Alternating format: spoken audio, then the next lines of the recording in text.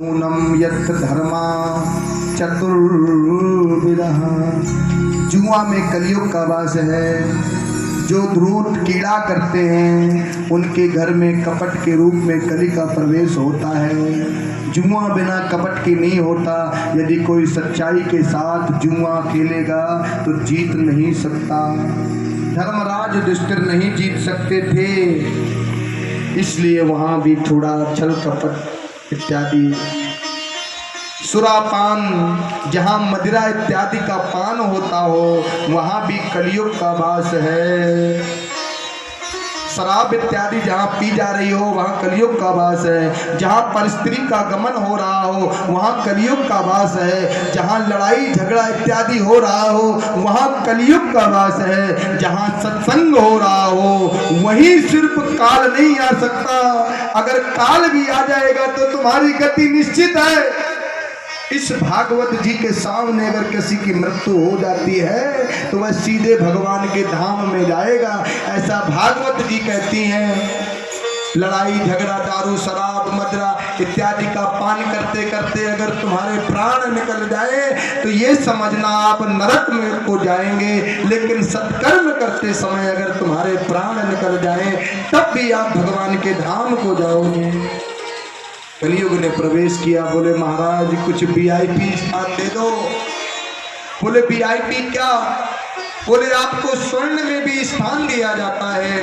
जहाँ स्वर्ण में उनको स्थान प्राप्त हुआ तो परीक्षित ने जो मुकुट अपने सिर पर रखा था वो पांडवों के जो पूर्वज थे, जो वंशज थे, उनके मुकुट थे।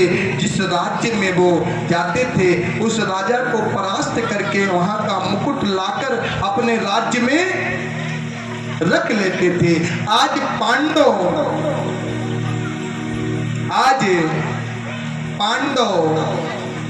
उन पांडवों के मुकुट को परीक्षित अपने सिर पे रखता है। वह काल उनके सिर में बैठ जाता है। जब सिर में बैठ जाता है राजा परीक्षित महाराज वन में जाते हैं। जब वन में जाते हैं समीप ऋषि का एक आश्रम है और समीप ऋषि वहां पर भजन कर रहे हैं, तप कर रहे हैं। और भजन करते करते उनको परीक्षित को प्यास पीड़ा लगी। प्यास से बेचैन होकर समीप ऋषि के आश्रम में गए हैं और उस समय समीप ऋषि भजन में मस्त थे। 2 बार याचना करी, महाराज मुझे जल की आवश्यकता है, आप मुझे जल का पान कराएं। 2 बार बुलाया, 3 बार जब नहीं बोले तो राजा परीक्षित ने एक मरा हुआ सर्प को उठाकर समीप ऋषि के गले में डाल दिया। आज यदि राजा हमारे आश्रम में आए हैं और मैं भजन से उठ नहीं सकता, मंत्र मुग्न है, उसी समय राजा ने 3 बार आवाज मारी।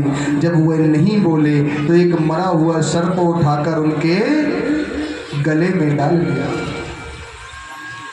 उसी क्षण समीप ऋषि के पुत्र का क्या नाम था? नगद आपको 1 लाख रुपए मिलेंगे, मंच में 2 आचार्यों को छोड़ करके।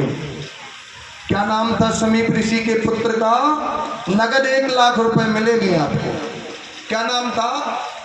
कौन बनेगा लखपति रातों रात? श्रृंगी ऋषि। क्या नाम था?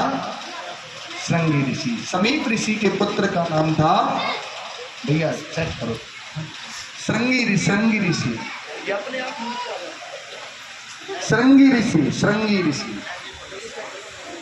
श्रृंगी ऋषि ने